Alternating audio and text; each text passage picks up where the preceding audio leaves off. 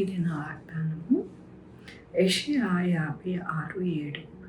నా ప్రార్థనా మందిరంలో వారిని ఆనందింపచేసేదను. నా బలిపీఠం మీద వారి అర్పించు దహన బలులను నాకు అంగీకారమగును. ఎంత గొప్ప వాగ్దానాన్ని దేవుడి దినము మనకి అనుగ్రహిస్తూ ఉన్నారండి.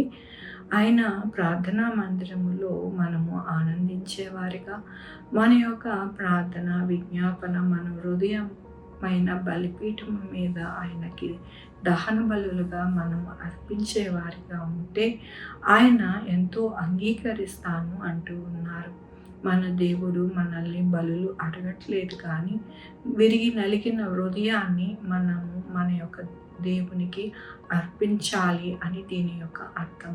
అప్పుడు దేవుని యొక్క కృపతో మనల్ని అంగీకరించి మన ప్రార్థనలు, మన హృదయమును దేవుడు ఎంతో సంతోషించేవారిగా దేవుడు ఉంటారని దినము దేవుడు సెలవిస్తూ ఉన్నారు.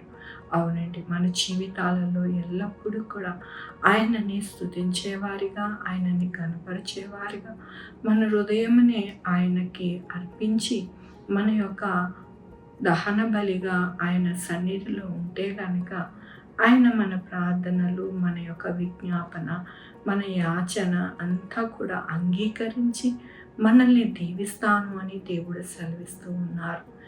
దేవుని యొక్క వాక్యంలో ఆయనను సన్నుతించుడి, ఆయన నామమున కనపరచుడి, యెహోవా దయాళుడు, ఆయన కృప నిత్యముండును. అవునండి, ఆయన దయ, ఆయన కృపాళుడు కాబట్టి ఆయన యొక్క కృప ఎల్లప్పుడూ కూడా నిత్యము మనకి తోడై ఉండి మన యొక్క జీవిత యాత్రలో ఎంతగానో ఆయన కృపతో నడిపిస్తారు.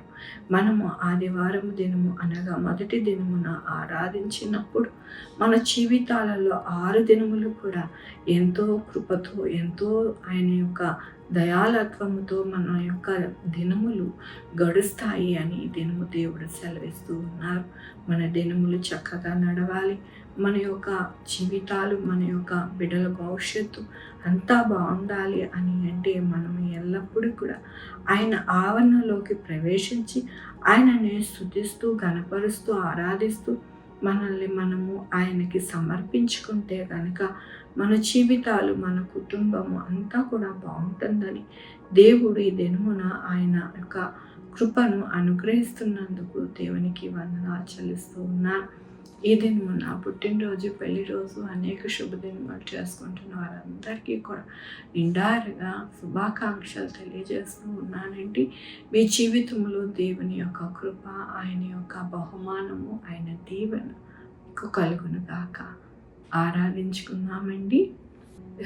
దేవా, నా తండ్రి, నా ప్రభా, మీ కృపా కనికరిస్తాను బట్టి నీకు వందనాలు, స్తుతులు, స్తోత్రం చెల్లించుకుంటున్నాను. అవును నాయన, మా యొక్క హృదయమే విరిగి నలిగిన బలిగా నాయన మీకు అర్పించినప్పుడు నాయన మీరు అంగీకరించి మా జీవితాలలో మీ దయ, మీ కృపతో నాయన నడిపిస్తారని నాయన మరొకసారి మీరు సెలవిచ్చినందుకు మీకు వందనాలు చెల్లిస్తూ ఉన్నాను ప్రభా. ఈ దినము పుట్టినరోజు, పెళ్లి రోజు, అనేక శుభదినములు చేసుకుంటున్న వారందరినీ దీవిస్తున్నారు, ఆశీర్దిస్తున్నారు. మీకు వందనాలు చెల్లిస్తూ ఉన్నా నాయన. నా తండ్రి, మా కొరకు ప్రార్థించమన్న వారిని వారి యొక్క బిడ్డల భవిష్యత్తు, వారి ఆరోగ్యములు, వారి చేయి పనులు, వారి యొక్క జీవితములు, వారి యొక్క ఉద్యోగములు, వ్యాపారములు అన్నిటికీ తోడై ఉన్నారు. మీకు వందనాలు.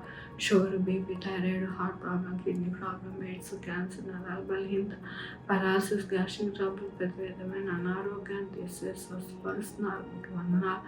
అన్నా డేట్లో నా ప్రభు అనేక మంది బిడ్డలు నా ప్రభు అనేక చోట్ల నుండి హాస్పిటల్కి వెళ్తూ ఉండగా వారందరికీ తోడై ఉండండి. చక్కటి ఆరోగ్యాలు ఇవ్వడానికి సహాయం చేయండి నాయన. డాక్టర్స్కి మంచి మనసు దయచేసి నా ప్రభు ప్రతి బిడ్డని నాయన, నా తండ్రి, మరి డబ్బుతో చూడకుండా నాయన మానవత్వంతో నా ప్రభు ఆ బిడ్డలకి మీరు సహాయం చేస్తున్నందుకు మీకు వందనాలు చెల్లిస్తూ ఉన్నాను.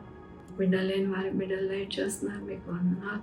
బిడ్డలకి సుఖమైన కాన్పు దయచేస్తున్నారు. మీకు వందనాలు. ప్రతి బిడ్డకి తోడై ఉన్నారు. మీకు వందనాలు. ఉద్యోగాలు లేని వారికి ఉద్యోగాలు దయచేస్తున్నారు. మీకు వందనాలు.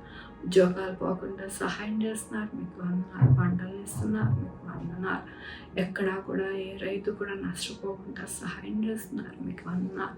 ప్రతి ఒక్కరికి నాయన మంచి ఆరోగ్యం నాయన సహాయం చేస్తున్నారు, మీకు వందనాలు చెల్లించుకుంటూ నా ప్రభు నా రక్షణ యేసుక్రీస్తు పరిశుద్ధమైన నామమున సమర్పించుకుంటున్నాను తండ్రి.